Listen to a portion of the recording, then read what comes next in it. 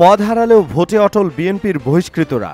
দলীয় সিদ্ধান্ত না মেনে আসন্ন উপজেলা নির্বাচনে প্রার্থী হওয়ায় এরই মধ্যে ১৫০ নেতাকে বহিষ্কার করেছে বিএনপি, যারা উপজেলা নির্বাচনে চেয়ারম্যান, ভাইস চেয়ারম্যান ও নারী ভাইস চেয়ারম্যান পদে প্রার্থী হয়েছেন। গতকাল শনিবার দ্বিতীয় দফায় ৬১ জনকে বহিষ্কার করা হয়েছে। তবে দলের পদ হারালেও উপজেলা নির্বাচনের মাঠে হাঁটতে চান না বহিষ্কৃত নেতারা। তারা নির্বাচনে জয়ের প্রত্যাশা নিয়ে ব্যাপক প্রচারণা চালাচ্ছেন। কেউ কেউ আশা নিরাশার দোলাচলেও রয়েছেন, কারণ জয়ী না হলে দুকুলেই হারাতে হবে তাদের।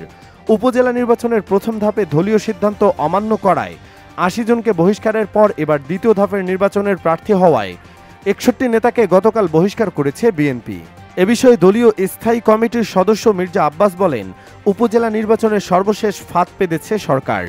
এর আগে জাতীয় নির্বাচনও ফাঁদ পেতেছিল। ভেবেছিলাম বিএনপিকে নির্বাচনে নিতে পারবে, কিন্তু বিএনপি সেই নির্বাচন প্রত্যাখ্যান করেছে। যে নির্বাচনে জনগণ ভোট দিতে পারবে না, সেই নির্বাচনের প্রয়োজন বাংলাদেশে নেই। প্রশ্ন রেখে তিনি বলেন, ৭ জানুয়ারির সংসদ নির্বাচনে ভোট দিতে গিয়েছিল লোকজন, এবারও যাবে না। এদিকে উপজেলা নির্বাচনে প্রার্থী হয়ে বহিষ্কার হয়েছেন এমন কয়েক নেতা কালবেলাকে জানান, বিএনপি দীর্ঘদিন ধরে নির্বাচন না করায় তৃণমূলের নেতাকর্মীরা হতাশ এবং দ্বিধান্বিত। তাছাড়া এবারের নির্বাচনে দলীয় প্রতীক না থাকায় বিএনপি সুবিধা করতে পারত। তৃণমূল নেতাকর্মীদের চাপেই অধিকাংশ নেতা এবারের উপজেলা নির্বাচনে প্রার্থী হয়েছেন, কিন্তু বিএনপি তাদের বহিষ্কার করেছে। কুমিল্লার মেঘনা উপজেলা বিএনপির সভাপতি ও চেয়ারম্যান প্রার্থী রমিজ উদ্দিন লন্ডনী গতকাল কালবেলাকে বলেন, নির্বাচনের পরিবেশ ভালোই আছে, আমি জয়ের ব্যাপারে অত্যন্ত আশাবাদী, কিন্তু বিএনপি তো আমাদের বহিষ্কার করেছে।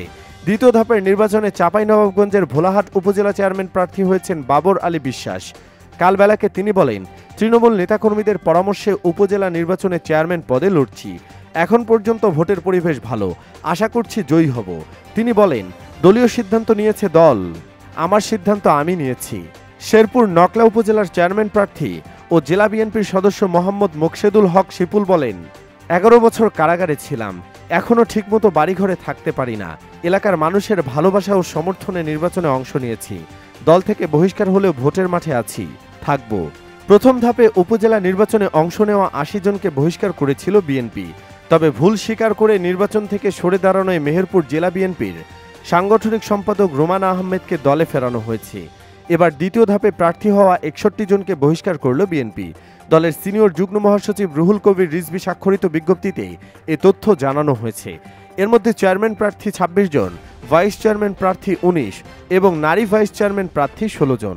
সব মিলিয়ে প্রথম ও দ্বিতীয় ধাপে প্রায় ১৫০ জনকে বহিষ্কার করেছিল বিএনপি। এমন পরিস্থিতিতে তৃতীয় ও চতুর্থ ধাপের উপজেলা নির্বাচনে প্রার্থী হওয়ার আগ্রহ প্রকাশ করছেন কেউ কেউ। তারা এলাকায় প্রার্থী হতে প্রচারণা চালাচ্ছেন। ফলে ৪ দফায় উপজেলা নির্বাচন শেষ পর্যন্ত বহিষ্কারের সংখ্যা ৩ শতাধিক হতে পারে বলে মনে করছেন বিএনপির হাইকমান্ড। বিএনপির ঢাকা বিভাগের সাংগঠনিক সম্পাদক আব্দুস সালাম আজাদ বলেন, দলীয় সিদ্ধান্ত অমান্য করে যেসব নেতা প্রার্থী হয়েছেন, আমরা তাদের সঙ্গে কয়েক দফা যোগাযোগ ও বৈঠক করে দলের সিদ্ধান্তের কথা জানিয়েছিলাম। শেষ পর্যন্ত তাদের কেউই মনোনয়ন প্রত্যাহার করেননি। ফলে দল এখন তাদের বিরুদ্ধে শাস্তিমূলক সাংগঠনিক ব্যবস্থা নিয়েছে। বিএনপির কুমিল্লা বিভাগের সাংগঠনিক সম্পাদক অধ্যক্ষ সেলিম ভুইয়া বলেন, দলের নির্দেশ অমান্য করে যারা উপজেলার নির্বাচনে অংশগ্রহণ করেছে তারা লোভী, তারা দেশ ও দল জাতির শত্রু, তারা ফ্যাসিস্ট সরকারের দোসর। এ ধরনের সুবিধাবাদীদের দলে আর স্থান দেওয়া হবে না। তাদের সহায়তাকারীদের বিরুদ্ধে দলের পক্ষ থেকে কঠোর সাংগঠনিক ব্যবস্থা নেওয়া হবে।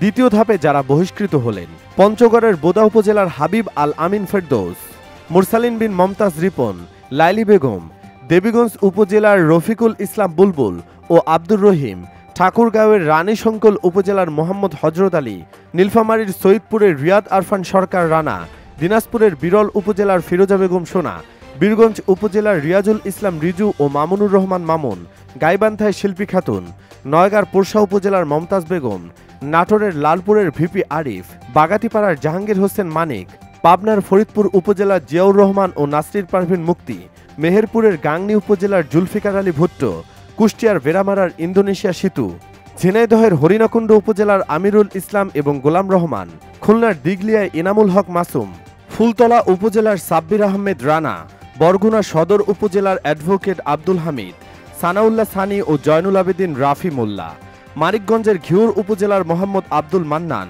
ও খন্দকার লিয়াকত হোসেন, নরসিংদীর মনোহরদী উপজেলার মাহমুদুল হাসান রবিন, টাঙ্গাইলের ভুয়াপুর উপজেলার মুস্তাফিজুর রহমান বাবুল ও তাসলিমা জেসমিন পাপিয়া, মুন্সিগঞ্জের টঙ্গিবাড়ি উপজেলার মাহবুবুর রহমান বাচ্চু হাওলাদার, রাজবাড়ী সদর উপজেলার শাহিনুর আক্তার বিউটি, ফরিদপুরের সালথা উপজেলার আসাদ মাতব্বর, ময়মনসিংহ দক্ষিণ জেলার হুসাইন নূর মোহাম্মদ আনির, জামালপুরের দেওয়ানগঞ্জ উপজেলার রোকসানা বেগম, শেরপুরের নকলা উপজেলার মোকসেদুল হক শিপলু, রেজাউল করিম, দেওয়ান মামুন ও দেওয়ান কোহিনুর, সুনামগঞ্জের ধর্মপাশা উপজেলার সাইফুল ইসলাম চৌধুরী কামাল, তাহিরপুর উপজেলার আবুল কাশেম, বিশ্বম্ভর উপজেলার হারুনুর রশিদ দুলাল, মোহন মিয়া বাচ্চু ও মদিনা আক্তার, জামালপুর উপজেলার নুরুল হক আফিন্দি ও আবদুল্লাহ আল মামুন, সিলেটের জৈন্তাপুর উপজেলার সাদউদ্দিন সাদ্দাম ও পলিনা রহমান, গোয়াইনঘাট উপজেলার শাহ আলম স্বপন, মৌলভীবাজার সদর উপজেলার মাওলানা আব্দুল হাকিম, রাজনগর উপজেলার ডলি বেগম, হবিগঞ্জের বাহুবল উপজেলার আলফা বেগম, নবীগঞ্জ উপজেলার মাহবুবুর রহমান সেফু ও আব্দুল আলিম ইয়াসিন, নোয়াখালীর সোনাইমুড়ি উপজেলার আবু বক্কর সিদ্দিক রুবেল, কক্সবাজারের পেকুয়া উপজেলার সাফায়েত আজিজ রাজু, বান্দরবানের লামা উপজেলার জাকের হোসেন মজুমদার, নাইক্ষ্যংছড়ি উপজেলার কামাল উদ্দিন, হামিদা চৌধুরী এবং চাঁদপুরের হাজীগঞ্জ উপজেলার আবু সুফিয়ান রানা ও রাবে আক্তার রুবি।